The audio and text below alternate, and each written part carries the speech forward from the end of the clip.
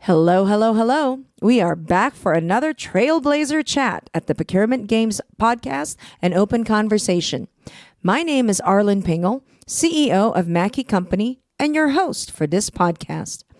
Mackey Company is a strategic consulting company focused on procurement, policy development involving entrepreneurs and workforce in the realm of government and private sectors. Our focus is on communities of color, women, and veterans, and how we can strategically assist this historically marginalized group and position them for the win. Every week, we feature an entrepreneur's journey of success and failures in getting contracts with federal, state, and local agencies, along with the private/major corporations, often referred to as primes. When the last Thursday of the month hits, we feature an industry or government agency expert, one who is paving the way to truly, quote, level the playing field and position us for success in this ever-changing world of procurement, policy, entrepreneurship, and workforce. Today in our studio, we have Noel Nix, Director of Community Initiatives in the City of St. Paul's Mayor's Office. Noel, welcome to the studio. How are you? I'm doing well. Thanks for having me. Excellent. This is going to be a pretty cool topic because you're one of the trailblazers in our community that needs to be highlighted for all the work that you've done. And the network that you have is very inspiring because you know just who to reach out to and connect with. And I guess that's why you're in the community initiative department over at the mayor's. So the very first thing that I like to talk about is you. Our audience wants to hear, where you're from, what brought you into the world of equity, why are you fighting the fight? Sure. So my origin story kind of begins in Flint, Michigan in the 80s and 90s. So grew up in the city of Flint. My dad was a community organizer who did a lot of work around like drug enforcement and like grassroots anti-drug, during the crack epidemic. So I have these memories of Father's Day. We would Father's Day march in front of crack houses in Flint. We would be protesting. And so my mom was an attorney for most of her career and finished as a district court judge, but a lot of her career was around labor rights and labor advocacy. And then that sort of parlayed into policy around things like affirmative action when that was really coming into its own in the 80s and early 90s. So I grew up really sort of immersed in grassroots and equity work. Folks might ask themselves, well, then how did he wind up in Minnesota? So when it came time to go to college, I was getting mail from different schools and got mail from the University of Minnesota. And I'm like, oh, that seems interesting.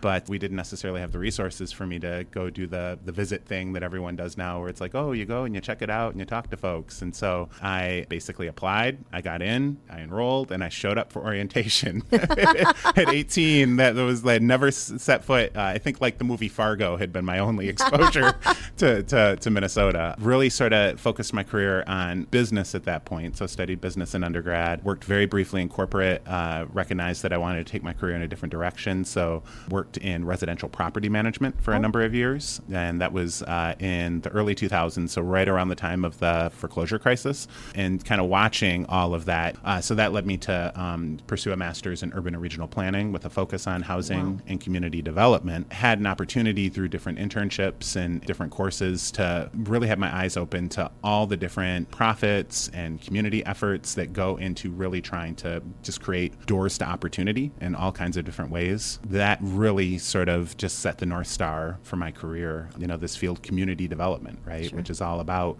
how do we tap into and build on community resources to create bridges to opportunity. So I have two questions follow-up. I mean, you probably got invitations to a lot of schools like, Florida, California, where there's warm. I mean, going from Michigan to Minnesota, no? I'm just saying. It's cold, and it doesn't get cold like it gets cold here. Right. And so then my follow-up question would be on the community development, the urban planning. Honestly, I did not know that about you. And now it kind of makes sense. Yeah. Being the director of community initiatives, I'm going to have to ask you a little bit more about your role there. And someone who's been in real estate development prior to going into the entrepreneurial realm and developing ecosystems, it kind of stays with you, that planning and development. And then it does tie to that. And then I guess my final thought is, yeah, you were kind of like you were indoctrined I don't want to say like you don't know any better other than to really go into it. And, your parents want you to do one thing and then you end up doing the other. And then here you are emerging as representing some of their values that you learned from at your dad's knee kind of situation, right? Absolutely. Yeah. I think that for so many of us in communities of color, right, we grow up with an orientation that, we got to leave it better than we found it, that, we have to work exceptionally hard, right? But not just for ourselves, but for our families and for our communities, so that, when we do break down doors or when we do make a change, it's not just improving our own life, right? But it's different pathways for those of us around us. And it's uplifting That's the right. entire community, not just self. That's right. And I think that is cultural.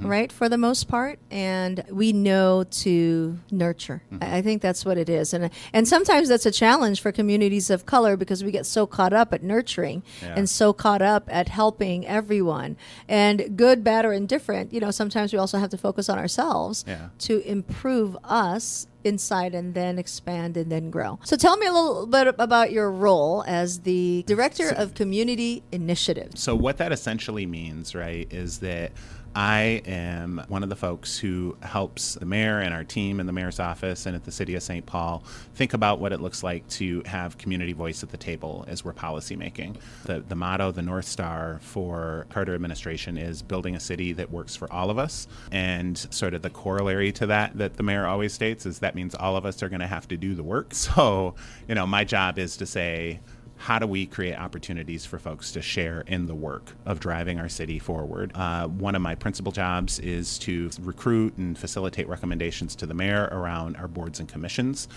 So we have 36 different boards and commissions. We keep creating new ones because we want to create more tables, right, for folks to have an opportunity to be a part of the work. I work with various sort of policy working groups to think about what does it look like to have community engagement be a part of the work that's taking place. But also, given my background in urban planning, I also work closely with our folks in our Planning and Economic Development Department. How are we supporting community projects in a way that really help us to meet our goals and our aspirations around widening the pathways to economic prosperity in our city? When I think about the audience that we have, who are pretty much all entrepreneurs and trailblazers, right? Because that's the purpose of the Procurement Games Podcast, is to really dive into wealth development and then also support community through entrepreneurial ventures. In your role, how do we get involved? Because, you said a very, very key component there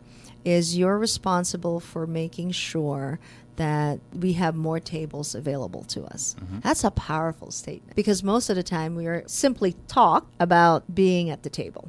But we don't even know what tables exist. So expand a little bit about what tables are available to small businesses so that they can walk up and take a seat. I always refer to boards and commissions as sort of the hidden layer of government because a lot of folks know who their city council member is. A lot of folks know who the mayor is. A lot of folks may even know who their state representative or their county commissioner is, but they probably couldn't tell you who their planning commissioner is, right? They probably couldn't tell you who sits on the Human Rights Commission. So there's this hidden layer of government that it really takes, I think, an intentional effort to lean in as you try to pursue your own interest, whether it's growing your business or seeing a specific sort of change in the living conditions within a community. That change can only come by leaning in.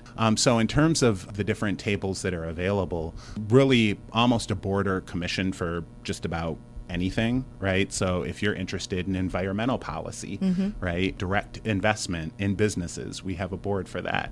If you're interested in equity and what does policy equity look like, we have a board for that. And then, Lynn, you were just recently appointed by Mayor Carter to our Business Review Council, which is a body of folks who come from chambers of commerce, who own small businesses, who work with small businesses, who represent large companies within our city, all sitting at the same table, interfacing with staff from our Department of Safety and Inspection, so our main regulatory body, as well as our Planning and Economic Development team, who are the main force for direct economic investment, and saying like, what should we be doing differently from a policy standpoint? What do you think of this new regulation that we're going to be rolling out? How is that going to impact businesses like yours or that you work with? And obviously I have to thank you for the recommendation to the mayor to be appointed with the Business Review Council. And I'm going to share a personal story as to why. Now, most of my audience know that Mackey Company is a strategic consulting company primarily focused on procurement supply chain management.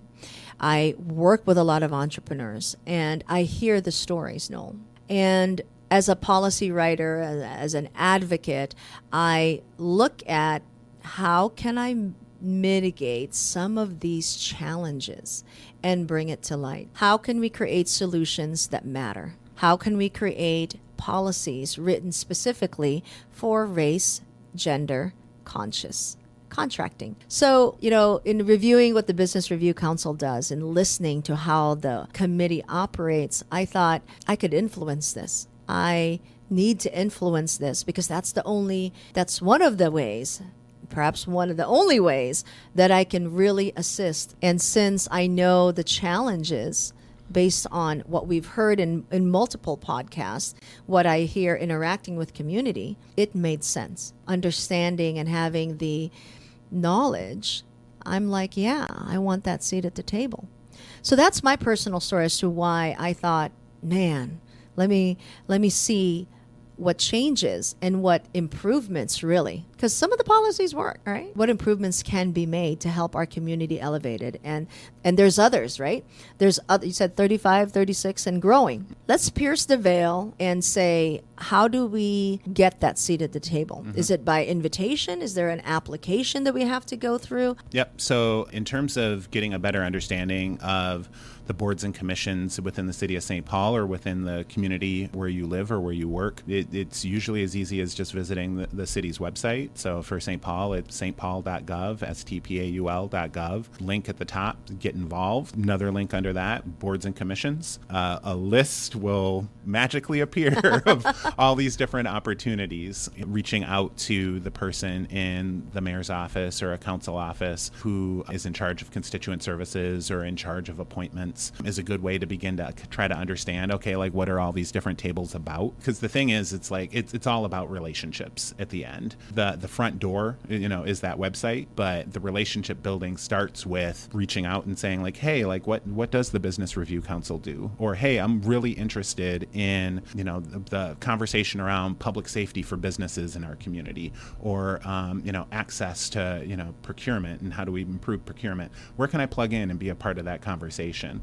What's unfortunate is that we don't have people necessarily beating down the door to be at those tables, at least not very broadly. More often than not, the person who you talk to is going to be thrilled and excited, particularly if you're coming from a community that's underrepresented in those conversations. Absolutely. I think that folks will be surprised by the receptivity that they experience in terms of having a conversation about what it looks like to bring their perspective, their experience to the right table to have the impact they want to have in the community where they live or work. To our listeners out there, it's not a matter of not finding opportunity. The opportunity is there. So I want to encourage our listeners to really look deep because it is a commitment. We're all entrepreneurs and we've got work to do in the field. We got work to do in the office. And you really got to look to self to say, I've got to give another 10 hours a month, 15 hours a month, because the only way I can win in some of these pathways is to influence. It's a brain dump of ideas that come into these committees based on all of our personal experiences. And if you don't share your experience and share what's happening in your community, how can you improve? We'll only complain, right? So let me play devil's advocate here a little bit. Time. Again, I'm already working 60 hours a week, Noel. Yeah. I'm trying to penetrate the industry, help all of these entrepreneurs, and I'm not getting paid. Yep. It's purely volunteer.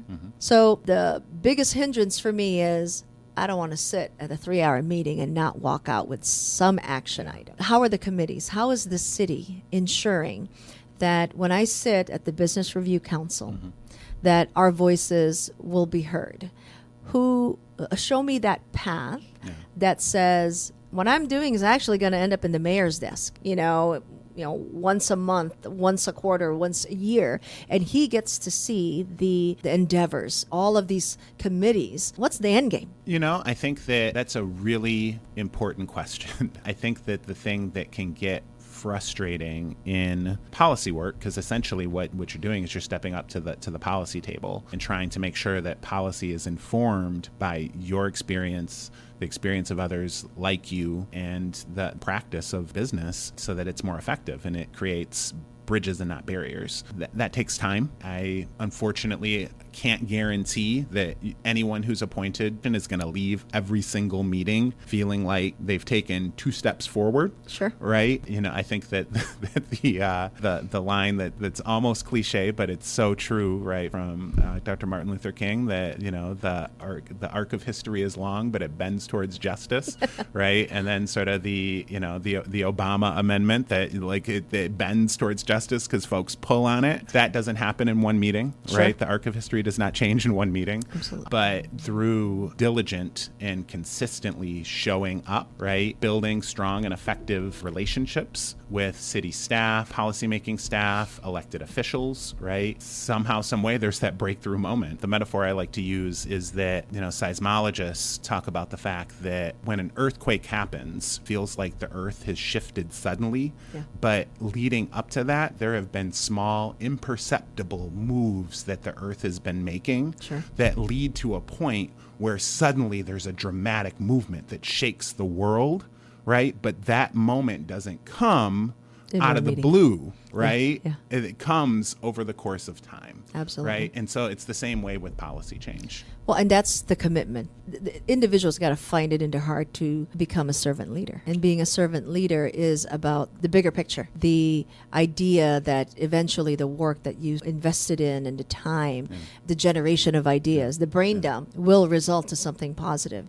And I think what's admirable with Mayor Carter is he's a pretty good listener. He seems to have the pulse of the community. But, some of the things that's come out of the mayor's office and some of the things that I see just in the short time that I've been in the Twin Cities, I feel like City of St. Paul has really taken huge leaps forward, in environment, in development, in equity. But it just can't come from the politicians. Right. Right. The community has got to come in. We don't know what we don't know, Lynn. Yes, right? absolutely. I say that all the time. Yeah. No, we don't know what we don't know. And in our small world as entrepreneurs, it's insane how much we still don't know. And, again, I don't claim myself to be an expert or anything. I feel like, I arm myself pretty well with what's out there. Yeah. But I'm still wowed with some of the stuff that goes on at federal, state, county, city levels. And the forward progress is amazing. So the end thing here is it takes time. Yep. How much time is required? So, I think that with our Business Review Council, or it's an hour and a half every month, sure. Right? Are there opportunities to go even deeper, right? Through subcommittee work or being on the executive committee or things like that?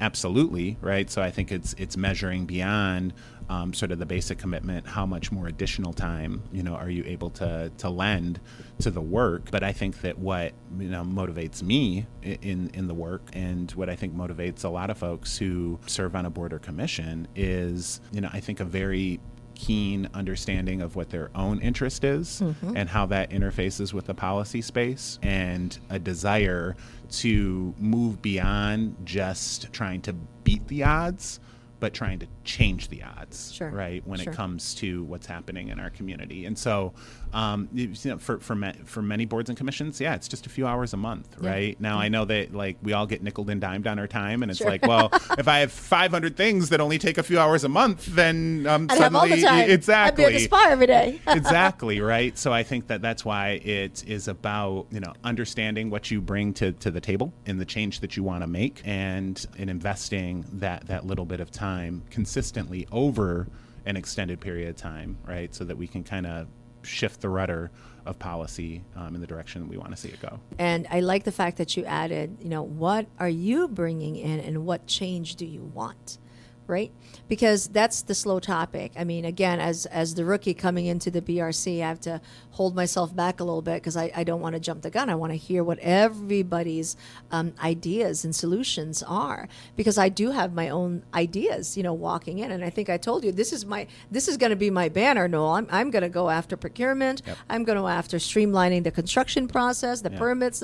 I'm going after that. Of course, the Business Review Council isn't just about procurement. It's the health and well-being of entrepreneurs and their business. So I know that while that's not really my focus, I know I also have to play in that field because I'm going to find opportunity in those fields. And I think for our listeners, look to yourself first and say, this is where I want to make impact. Mm-hmm. And this is the time I have available. You can't quit after 8 months because you feel like you've just been sitting in an 1.5-hour meeting every month and it's not getting anywhere. That's the mundaneness of being in committees. It's like, oh, we just sit there and we just talk about updates and we get nothing done. That's on you. In my eyes, change the way that meeting is run, change the way, right? I'm not taking the excuse that committee doesn't do anything. That committee's doing something. You just don't know, or you haven't stuck around long enough. Well, it's perfectly designed for the results that it's getting. Like, that's true of anyone's business, that's true of anyone's life, that's true of anyone's career, and that's true of policy making, right? Like, right. Our society is designed perfectly for the results that it's getting, right? So what does it look like if you're dissatisfied with the results that are coming out of a board or commission that you're engaged with? Say, like, how do we rethink this? How do we shuffle the agenda? How do we shuffle the focus, right? How do we make sure that we're focused on the things that need to be focused on? And even that, not an easy conversation. There are different interests that are at the table. There are folks who are very invested in keeping things exactly the way that they are because it's working for them, right? But without those voices at the table, particularly the voices of people of color at the table, then the conversation's going to go where it's going to go. Right. Not all of us are there to represent, the community. We all have agendas. I absolutely disclose the 3 things I'm chasing after. Yeah. And I'm going to champion these 3 things. And I still have to play nice in this sandbox. At the end of the day, the goal of each committee is to improve society, right? To improve opportunities for communities of color, for women, for veterans. We got to elevate our entire city. And the only way we can do that is to really get involved. I'll draw an important distinction, right? Because like most of us will never work in government, right? Most of us will never run for office. So then it becomes like, how do I get to bring my perspective to the table? Absolutely. So these boards and commissions are a way, without having to change careers, right? Without having to completely make a shift and, take a year of your life to run for office and do all of that, right? To do that. And I think that certainly folks who work in policymaking have a responsibility to think very broadly about the different perspectives that are at play, and sometimes that can be frustrating for folks, but it's all a part of the process. Being an appointed official, I think that the biggest thing that you bring to the table is your perspective and experience. You're not necessarily there to bring the perspective of everyone, right? But the magic, the alchemy is can we set tables where there's differing perspectives so that the conversation that we're having in some ways is a microcosm of the conversation that we're having as a community about where to go in a specific policy area. So all you need to be is a passionate expert, right? Absolutely. You don't need to understand everybody. You don't need to understand how like the city works and all the systems work and everything. Like that'll come. You're an expert on you, right? Yeah. And that's what we care about as policymakers. Again, it goes back to how committed are you and how bad do you want change? Yeah, and do you want change? And I think it's okay if the starting point is wanting change for yourself, right? That you're frustrated that, the procurement system is such a mess, or you're frustrated that,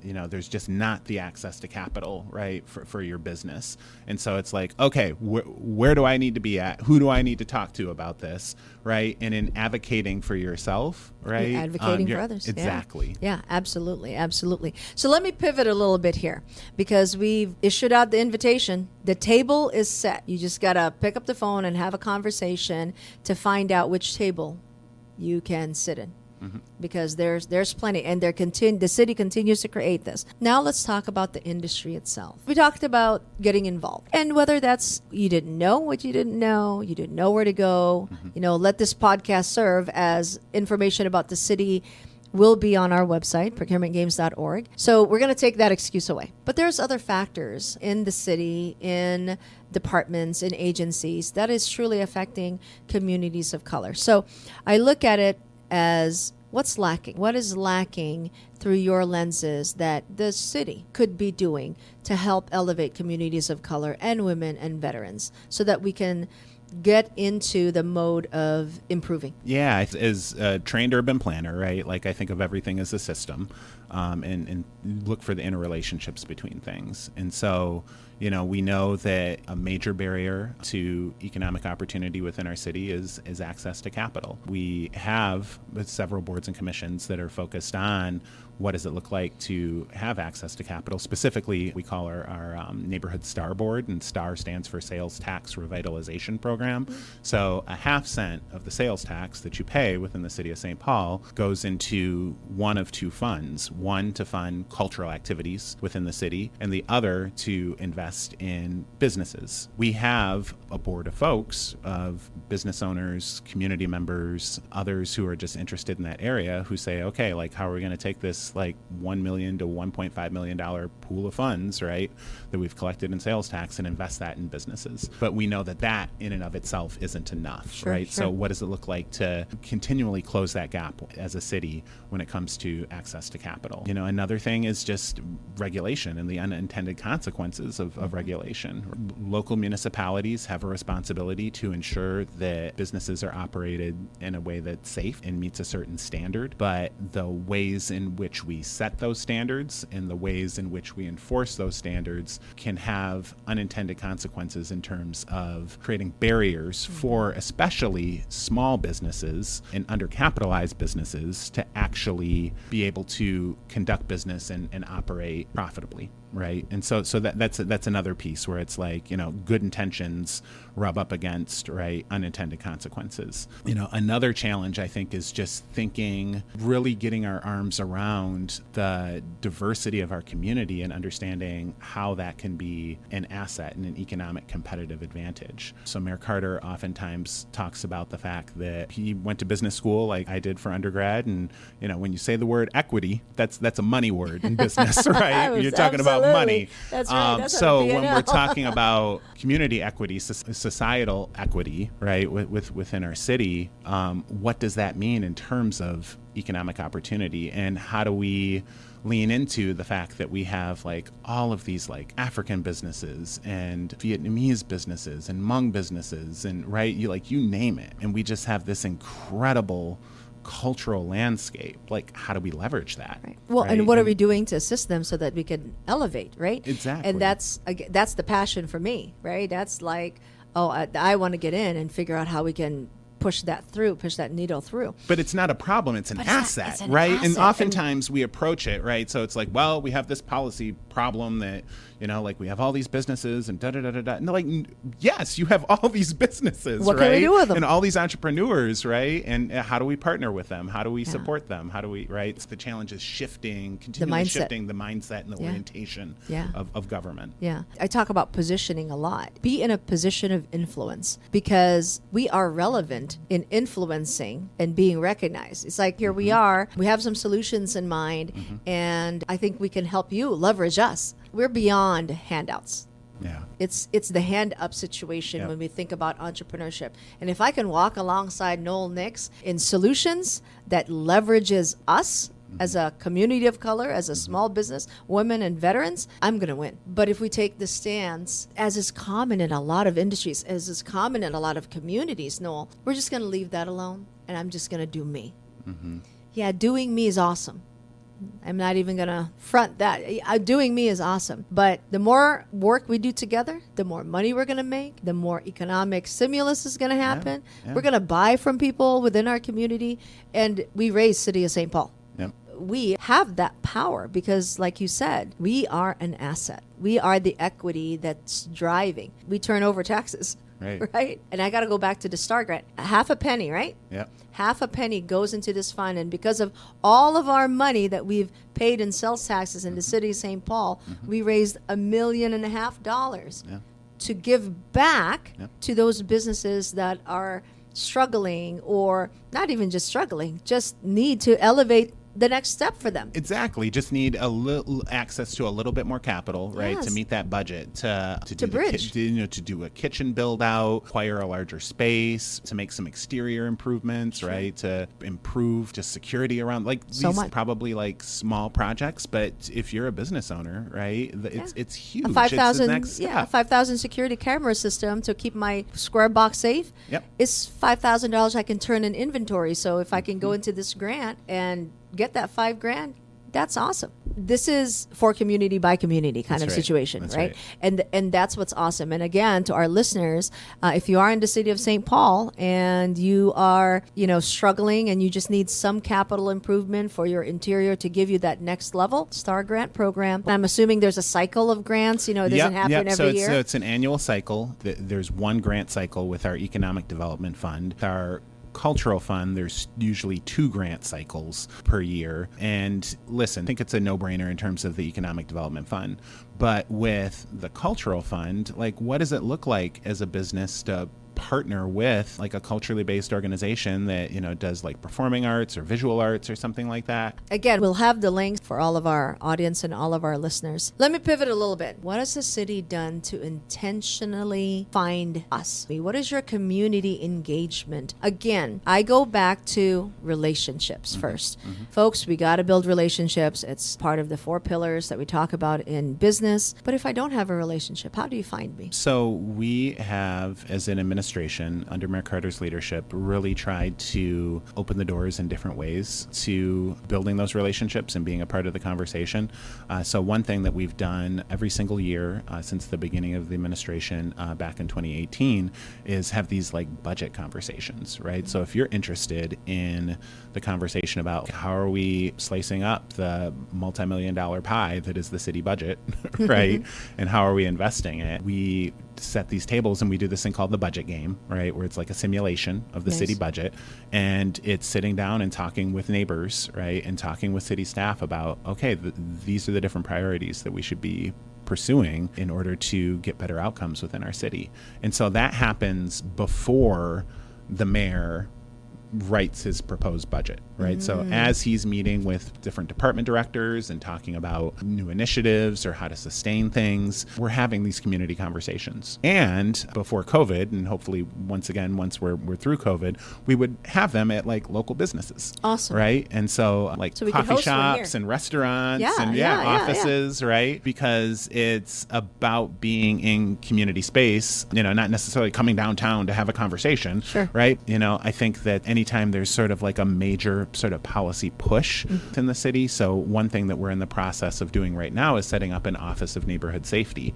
And the past few years have been really difficult in terms of public safety outcomes, not just for residents, but for businesses as well. We're setting up this new office that's really going to play point in terms of thinking about how do we respond to emergencies? How do we get upstream and like make community investments that'll help prevent crime and public safety crises from happening? And then how do we very broadly make investments in community that increase safety? So infrastructure and business vitality. And there will be a community council that will advise that work. But we need the perspective of residents, business owners, folks who just work in the city, right, and commute in and out, all at the table, right, to help us make sure that we're crafting the right solutions there. It's exciting to hear that you have the same, if not similar, visions of what we're striving for. I think it's really cool from that perspective, Noel. The city's pretty complicated, but you guys are really making strides to include community. Yeah. And I think that's really awesome. So Noel, I know we've gone through so many different topics here, and I kind of want to bring this back to you as a close. What is your focus as the director? What are you striving for that we can help support, push your own initiatives, right? And see what we can garner from our audience. And what are you working on now? I think for me, one big thing is around public safety, right? We've done public safety the same way for so long, and it is traditionally an area where sort of falls on like the far end of the spectrum in terms of, or I guess the near end of the spectrum in terms of community voice and involvement. Really excited about setting up this neighborhood safety community council, right? That is really going to help sort of shape our work and really hopefully help us like fundamentally rethink what public safety looks like, right? Because again, everything's interrelated, right? So that ties to economic opportunity within our community. That ties to educational outcomes within our community, right? That ties to things that impact folks who just want to make a living and make a way for themselves, right? Find themselves confronted with different choices, right? Or different options that then some of them lead down a path that causes a lot of pain in our community. So I'm excited for that conversation. Another thing that I'm really excited about is continued work in terms of just building an economy that works for all of us.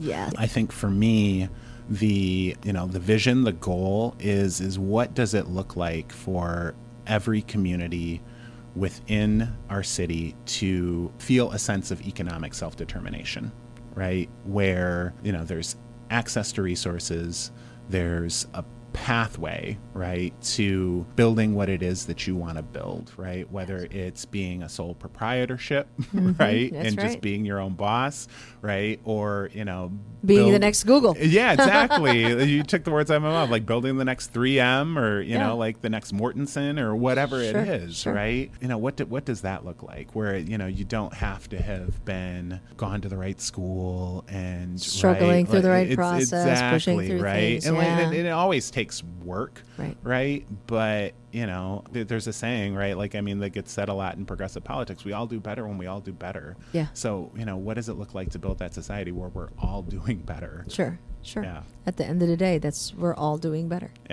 Awesome. Noel, I have to thank you for joining me today and sharing how we, as small businesses, can engage and make an impact in the city of St. Paul.